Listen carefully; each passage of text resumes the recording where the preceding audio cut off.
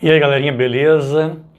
No vídeo anterior eu resolvi uma questão famosa, tem em todos os livros de física do mundo, do ensino superior, estou falando, né? Calcula o campo elétrico externo a uma casca esférica com carga, né?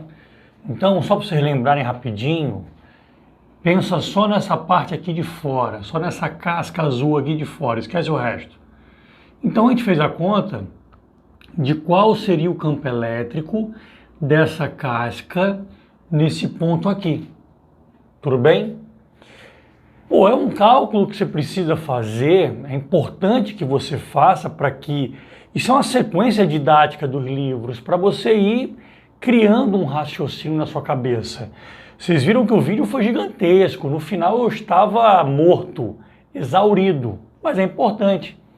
Só que quando você faz a conta toda, você chega nessa resposta aqui, que o campo elétrico seria 1 sobre 4πε da carga total da casca dividida pela distância ao quadrado. Se eu escrever como notação vetorial, né, eu boto o vetorzinho aqui e boto na direção do vetor raio, do vetor R, tá? Em alguns livros botaria, sei lá, vetor I, vetor J, vetor K, não sei. Beleza, o que vale aqui é a ideia. Então, depois de muita conta, eu acabo descobrindo que o campo elétrico dá o resultado do campo elétrico de uma carga pontual. Ou seja, se eu quero saber o campo aqui fora, eu esqueço que isso aqui é uma casca, considero que toda a carga está aqui nesse ponto e uso a fórmula como se fosse o campo elétrico de uma carga pontual. Aí você fala, caraca, que trabalho gigante para descobrir isso. Mas é importante, pessoal. Um erro grave, inclusive, é nesse momento alguém querer resolver por lei de Gauss. Você está construindo um raciocínio, depois você vai usar lei de Gauss. Inclusive, falando nisso, ó, percebam que hoje aqui nesse vídeo eu escrevi a carga interna, tá?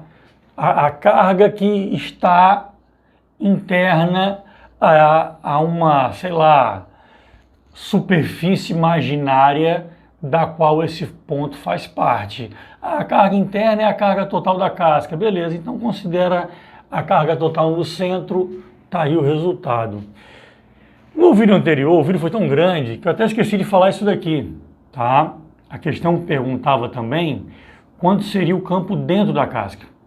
E aí, pessoal, só por teoria até que você estuda no ensino médio, você poderia saber a resposta sem fazer nada, né? Essa casca é um condutor em equilíbrio eletrostático e o campo dentro de um condutor em equilíbrio eletrostático é sempre nulo. Você estuda isso no capítulo de blindagem eletrostática, etc. e tal, ok? Mas tudo bem. Uma coisa interessante aqui é o seguinte, né? Esse campo, então, é o campo interno. Pessoal, se eu quero saber o campo interno à casca, e se dentro da casca não existe nenhuma carga interna, porque a carga está dentro da casca, ou melhor, porque a carga está na casca, então não teria campo elétrico. Porque esse primeiro resultado aqui, se eu paro para interpretá-lo, ele depende da carga total que existe numa superfície imaginária passando pelo ponto que você quer calcular, tá? Dentro dessa superfície. Então aqui, se não tivesse carga nenhuma, o campo interno seria nulo. A questão 2.8 é a questão para uma esfera maciça, não é mais uma casca, tá? Calcula o campo elétrico de uma esfera, esqueci de escrever aqui, maciça. Tudo bem? Então agora a carga não está só aqui, existe carga em todo lugar aqui dentro, porque é uma esfera maciça. Tudo bem? Como eu disse, todos os livros têm essa questão. Essa questão, claro, ela vem depois da questão da casca, porque você vai usar o resultado da casca para descobrir essa resposta, claro que com muito menos trabalho. Então eu vou começar Como sempre, eu estou usando a sequência do livro Griffiths. No Griffiths é o problema 2.8. Mas antes eu queria pedir para que vocês deixassem o like, se inscrevessem no canal se ainda não são inscritos e compartilhassem com os amigos, ajudando o nosso projeto a crescer cada vez mais. Mas tudo bem, agora é uma esfera maciça, carregada, com uma densidade ρ de carga constante em qualquer ponto. A densidade é uniforme. Galera, como eu já disse, né, a própria questão do livro diz isso, usa o resultado da questão anterior. Então vamos lá. Se eu quisesse calcular numa distância maior que o raio da esfera, acabei de explicar isso, né? Não faz mais conta, não fica mais se matando. Considera que toda a carga da esfera está concentrada no centro dela e usa direto essa equação que seria o campo elétrico de uma carga pontiforme. No caso, a carga estaria toda concentrada no centro, então não teve nem emoção, tá certo? Só que agora sim teremos um detalhezinho legal.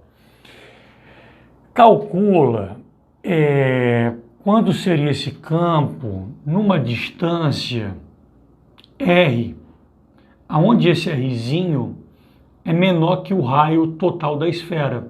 Então eu desenhei ele para vocês, tá? A esfera toda tem carga, então tem carga aqui, aqui, aqui, aqui, assim como aqui dentro também, ok? Legal. Então, eu quero calcular o campo elétrico agora num ponto interno. Sei lá, esse ponto aqui, ó.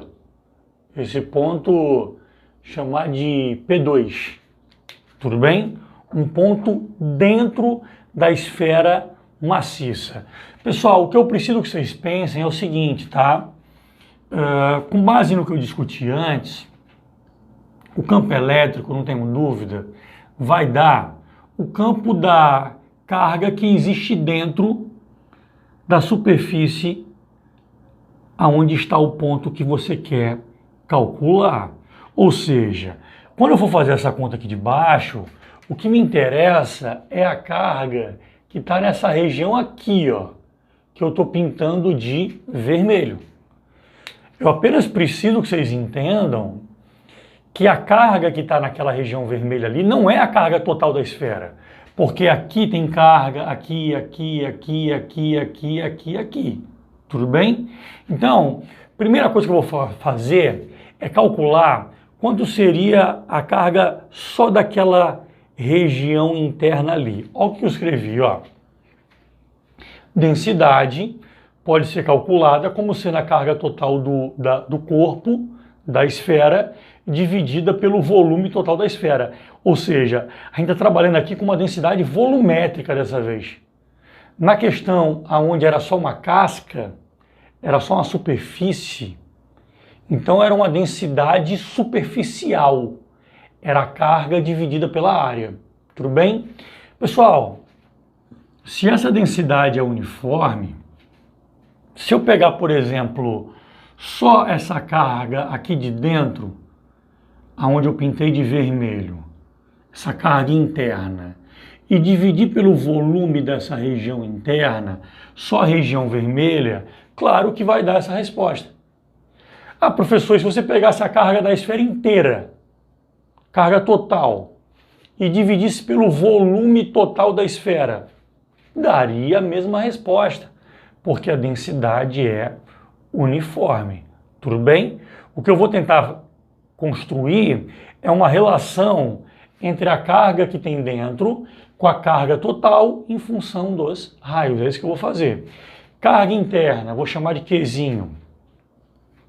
Volume só dessa parte vermelha. Pô, é o volume de uma esfera, né? 4/3 de π raio ao cubo. Só que o raio é só esse raiozinho pequeno aqui, Rzinho ao cubo, ok? Tudo bem? Carga total da esfera, vou chamar de Qzão. Volume da esfera toda, 4/3 de π raio ao cubo. Agora o raio é o raio maior, né? É o Rzão. Percebam que cortaria 4/3 de um lado com 4/3 do outro, π com π. Se eu passasse esse Rzinho ao cubo multiplicando, ficaria assim, ó. A carga da região pequena seria a carga total vezes o raiozinho da pequena ao cubo sobre o raiozão da grande ao cubo. Quem é muito bom de geometria espacial provavelmente já sabia essa resposta direto. Mas tudo bem, eu fiz com calma para ajudar vocês a entenderem.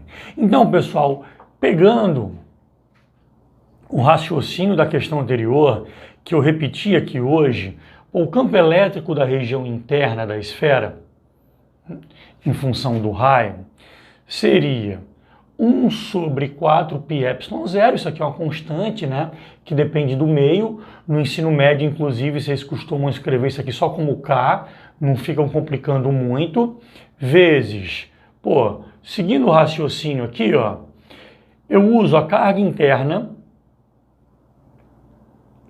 que está dentro da superfície no qual o ponto faz parte. Então, eu tenho aqui o ponto 2, eu fiz essa superfície aqui pontilhada, o que interessa para mim é só a carga que está dentro dessa superfície. Essa carga aqui de fora não é importante para o resultado. Isso foi provado no cálculo da questão anterior. Tudo bem, essa carga interna seria só o Qzinho. E o Qzinho é Qzão vezes Rzinho ao cubo sobre Rzão ao cubo.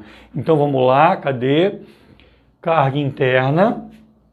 Coloquei aquele resultado ali aqui, tá? Aqui eu tinha 1 sobre R ao quadrado, apenas repeti. Na direção do raio, né? Esse campo elétrico com certeza vai ter a direção do raio. Ok, fazendo alguns ajustes finais aí, vamos lá. Aqui eu tinha R ao cubo, aqui eu tinha R ao quadrado. Ó. Então eu posso cancelar aqui com esse R ao quadrado, como eram 3, né, vai sobrar só 1 aqui em cima. Então ficou 1 sobre 4πε0, Q vezes R, Qzão vezes R, né, sobre Rzão ao cubo na direção do raio. Pessoal, detalhe importantíssimo, que é um detalhe que a gente deveria ter concluído na questão anterior, ou então nessa explicação inicial que eu dei aqui. A carga que está na parte externa a essa região vermelha não produz campo lá dentro. Então, o meu resultado final do valor do campo elétrico nesse ponto só depende da carga que estava anterior a esse ponto. Essa carga exterior não influencia. Assim como na questão 2.7, onde era só a casca, quando o cara te pergunta o campo elétrico dentro da casca, é zero. É zero. Porque não tinha carga nenhuma dentro da casca. Então, repetindo, nessa região, nessa questão, onde eu quero o campo elétrico nesse ponto aqui, só me interessa a carga dentro dessa região que o ponto faz parte. A carga que está fora não é importante, tá? Por isso, inclusive, eu fui escrevendo aqui, ó, já preparando o raciocínio. O que interessa é a carga interna. A carga externa não gera campo naquele ponto ali, tá certo? Então tá aqui o nosso resultado com muito menos cálculo, porque a gente está usando o cálculo da questão anterior, tá? A questão ainda pede um gráfico, vou explicar o gráfico, mas antes, já como está na reta final, só lembrando, deixa sua curtida, assina o canal, compartilha com os amigos, tá? A gente tem uma equipe trabalhando duro aqui para ajudar vocês e uma curtidazinha aí, uma compartilhada é um esforço bem menor do que a gente está desprendendo, tá certo? Vamos ajudar você que está assistindo e mais pessoas ainda, ok? Vamos lá, dando a resposta final. Como é o campo elétrico, então, em função da distância? Ó, campo elétrico, módulo do campo elétrico em função da distância. Pessoal, vamos lá. Essa minha conta final aqui me diz que o campo elétrico nas partes de dentro da esfera são proporcionais ao raio da esfera. Então, se você pegasse esse Rzinho aqui, você vai ter um campo. Se você pegar esse Rzinho aqui, o campo já é maior. Se você pegar esse aqui, é maior, é maior, é maior, é proporcional ao Rzinho que você pega. Percebam que todo o resto da resposta aqui é constante, né? Porque aqui nós temos a constante que depende do meio. Aqui a gente tem o raio máximo, o raio total da esfera. Isso é constante, não muda.